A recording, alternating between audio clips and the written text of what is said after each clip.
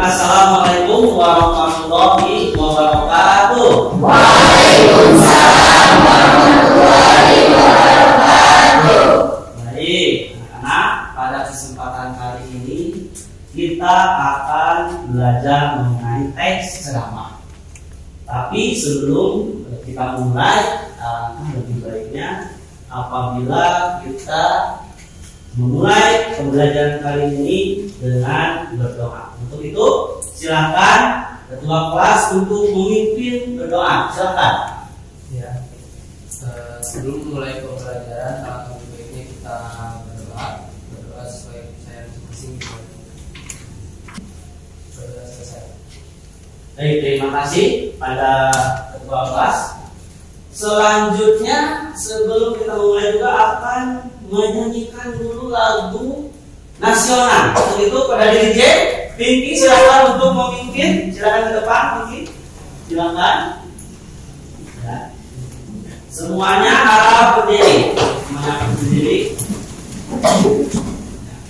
Baik, silakan Pinky untuk memimpin menyanyikan lagu Bangun Pemudi dan Pemuda. Dipersilakan, Pinky. Bangun pemudi pemuda Indonesia.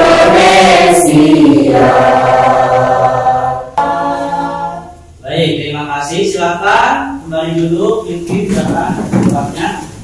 Sebelum itu kita kurang semangat, jadi harus dulu. Oke, silakan Robia ke depan, silakan. Supaya dia semangat, kita ingin teman-temannya berdiri semuanya. Tepuk semangat.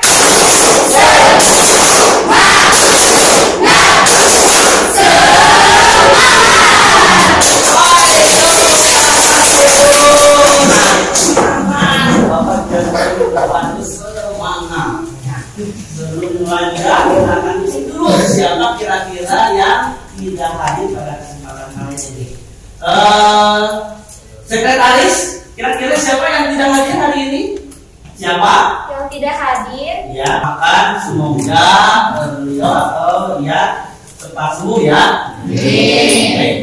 Minggu kemarin kita sudah membahas mengenai teks eksplanasinya. Nah, di antara kalian barangkali ada yang masih ingat, kira-kira apa sih teks eksplanasi? Coba yuk kita hitung kembali. Ada yang paham, ada yang masih ingat? Ya, silakan Rupiah. Teks eksplanasi adalah teks yang berisi mengenai proses mengapa dan bagaimana suatu peristiwa itu dapat terjadi. Ya, proses mengapa dan bagaimana sesuatu itu terjadi. Bukan buat Rupiah. Yang lainnya ada lagi yang masih ingat ya? Silakan siapa namanya? Melawati, silakan Mel.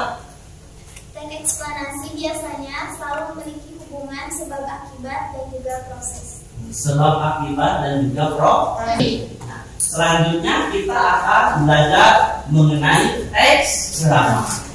Nah, apa tujuan dari teks ceramah? Nah, kira-kira ini kan kita harus tahu dulu nih. Teks ceramah itu tujuannya untuk apa pembelajaran kali ini? Saja. Tujuannya padanya bahwa nanti kalian itu di masyarakat tentu saja akan menjadi atau mengisi posisi tertentu. Ya, misalnya saya jadi ustaz, misalnya, atau dia bisa juga jadi ustazah, misalnya, atau misalnya Baju juga jadi ketua RT, misalnya Yoga Santana jadi gubernur. Nah, ini semua itu memang jadi harus ada itu. Ini adalah salah satu supaya kita itu mempersiapkan sumber daya agar kelak nanti di kehidupan nyata kita sudah terbiasa. Nah, sekarang kita akan lihat video ya. Silakan kalian cermati. Pak akan lihat video. Lihat. Ini lihat ya videonya. Silakan kalian cermati dengan seksama antara video yang pertama dengan video yang kedua.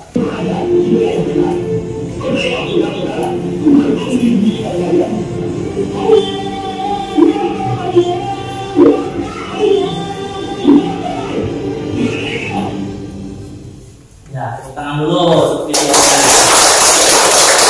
Tadi kalau Bapak lihat ya, video yang pertama cukup kocak ya. Sementara video yang kedua itu yang luar biasa dan merinding. Kalau tadi itu Bapak membayangkan pada masa lalu ya, kita akan perang nih dan sebagainya. Nah, kira-kira menurut kalian, ini ada dua video nih. Apa perbedaan daripada video yang pertama juga video yang kedua? Silakan, ada yang bisa. Silakan, kira-kira apa sih perbedaannya? Ya, silakan. Kira-kira ada perbedaan tidak? Kalau video Ya. satu menghibur, adanya kalimat Ya. rekreatif. Kalau Yang pertama apa? Menghibur. Bentar ya. Menghibur. Video yang pertama menghibur. Ini menurut Denisa. Kemudian apa? Yang kedua gimana? lebih ke serius. Video yang kedua itu serius ya. Kira-kira ada lagi? Ada lagi silakan. Video yang pertama dan video kedua kira-kira apa? Kira-kira apa? Video yang pertama dengan video yang kedua kira-kira apa nih? Ada yang tahu? Silakan. Ya, silakan. Santi. Video pertama mengenai sejarah Islam. Sejarah Islam. Video kedua mengenai sejarah Indonesia pada saat penjajahan. Mengenai apa? Sejarah. Sejarah Indonesia. Ya. Oke, terima kasih. Ini menurut Santi, ya, menurut Santi. Ini katanya kalau video satu ini mengenai sejarah Islam. Kalau yang video yang kedua mengenai sejarah Indonesia. Ini menurut Santi. Kira-kira yang lainnya ada lagi perbedaan antara video satu, video 2 dan juga video yang ketiga. Nah, lihat, apalagi ya? Pinky silakan. Apa? Video yang pertama itu menjelaskan tentang religius. Berunsur religius. Kemudian yang video kedua berisikan pidato. Ya. Nah, yang bersifat persuasif. Yang bersifat persuasif. Ya. Persuasif. Oke, bagus ya. Ini ada istilah-istilah katanya persuasif. Jadi menurut Pinky, video yang pertama itu bersifat religius, video yang kedua itu adalah berupa pidato persuasif. Kira-kira ada yang tahu apa sih video persuasif? Persuasif itu apa sih? Ajakan. Bagus ya, ajakan. Atau apa? Dorongan. Ya, atau dorongan. Ya. Ini bagus ya. Ini sudah ada 3 perbedaan ya, perbedaan video 1 dan juga video yang kedua. Ada lagi selain dari tadi itu yang menghibur itu siapa tadi? Video pertama. Yang video yang pertama itu siapa tadi? Yang sudah udah bisa ya. Denisa ini Denisa. Kemudian yang kedua ini Santi ya. Santi yang ketiga itu adalah Pinky. Pinky ya. Yang ketiga itu adalah Pinky. Ada lagi perbedaan antara video yang pertama dengan video yang kedua. Ini kita lihat, tadi sudah dilihat ya. Nah ini sudah dilihat ya. Dari metodenya. Metodenya ya. Yang video pertama itu metode impromptu. Terus yang kedua itu menurut saya itu tujuannya kayak membaca naskah. Ya, baik ya. Terima kasih tepuk tangan Bu Antia. Ini katanya ini nas. Nih, menurut dia katanya video yang pertama itu menggunakan metode impromptu. Yang kedua itu adalah menggunakan metode baca naskah. Ya seperti itu barangkali ya. Terima kasih ya. Jadi itu ada kira-kira perbedaan daripada video yang pertama juga video yang kedua. Nah selanjutnya kira-kira nih kalau kita lihat, kira-kira ada yang tahu nggak tentang unsur-unsur ceramah? Ada yang tahu kira-kira? Dari video 1 dan video yang kedua ada yang tahu? Nah, Fani silakan Fani apa? Satu penceramah, ya. Ya, berarti ini penceramahnya siapa video 1?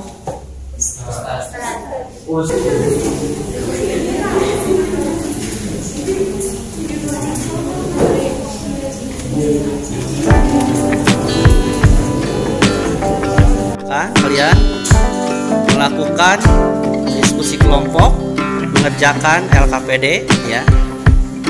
Silakan. Kelompok 1, silakan. Ya. Kelompok 2, diskusikan dengan kelompoknya. Kalau ada yang tidak paham, tanya ke Bapak ya, silakan.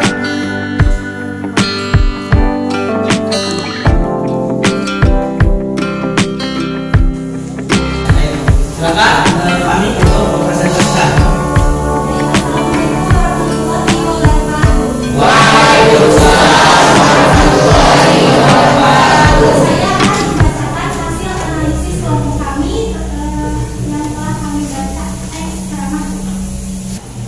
Yang pertama ada pembicara, ustadz atau penceramah. Yang kedua ada pendengar, penerima nasihat dari penceramah atau warga. Materi tentang cara menggunakan bahasa dan sopan santun. Metode dengan cara. Lalu pendengarnya ada warga dari video tersebut, warganya masyarakat. Lalu materinya itu mengenai menurunnya tata krama kesantunan dalam sikap dan berbicara terhadap masyarakat saat ini. Lalu metodenya ada secara langsung atau berpidato. Kemudian medianya itu secara kertas atau teks bacaan. Pembicaranya kepala desa, kemudian pembicaranya masyarakat di sekitar. Materinya mengenai kesatuan dalam berbahasa, metodenya membaca naskah, kemudian medianya menggunakan kertas atau teks. Unsur-unsur ceramahnya itu pembicara tokoh masyarakat, mendengarnya masyarakat, materinya mengenai perbandingan kesatuan berbahasa, metodenya menggunakan impromptu dan medianya menggunakan media budaya. Unsur ceramah pembicara analisisnya yaitu Pak RW, Pak RT, pendengarnya masyarakat dan atau warga. Materi tata bahasa dan tata krama. Baik, itu ya, tadi saya sudah mempresentasikan. Jadi kalau kita Kesimpulan dari teks ceramah tadi, ya, akibat menurunnya santunan dapat sangat berpengaruh pada orang-orang atau masyarakat masa kini, yang mana kurangnya tata bahasa yang baik, itu saja. Ya baik, terima kasih ya. Tepuk tangan buat. Oke, langsung tunjuk saja. Kesimpulannya apa kira-kira? Suaranya keras ya. Kesimpulannya yaitu kesopanan dan kesantunan dalam berbahasa sangatlah penting, terutama saat anak berbahasa kepada orang tua. Ya, baik, terima kasih. Selanjutnya, kelompok ini kesimpulannya bacakan saja. Berbahasa sopan dan memiliki etika baik sangatlah penting bagi siapapun. Ya, baik, terima kasih. Kelompok sini, silakan. Kesantunan sangat berperan penting dalam kehidupan sehari-hari, terutama dalam bidang pendidikan. Sangat diperlukan pembinaan akhlak atau tata krama yang baik. Ya, baik, terima kasih. Ini silakan. zaman sekarang Jadi itu kesimpulannya. Kalau kita melihat bahwa di dalam teks itu ini berbicara tentang kesopanan. Kesimpulan dalam materi ini bahwa di dalam teks ceramah ini ada unsur-unsur ya. Yang pertama itu adalah apa? Penceramah, kemudian pendengar, materi, metode ceramah dan media ceramah. Jadi memberikan informasi di depan umum secara. Terima kasih semuanya, mohon perhatian dulu, kita akan tutup dulu pembelajaran kali ini. Nanti akan bawa semuanya. Jadi pembelajaran kali ini alhamdulillah sudah terlaksana. Jadi besok pertemuan selanjutnya. Sebelum pembelajaran kali ini ditutup, kita berdoa lagi ya. Silakan Salma untuk menutup. Terima kasih semuanya atas kerjasamanya. Mudah-mudahan kita semua diberikan kelancaran dan mendapatkan ilmu yang bermanfaat ya. Untuk selanjutnya silakan selamat berlibur.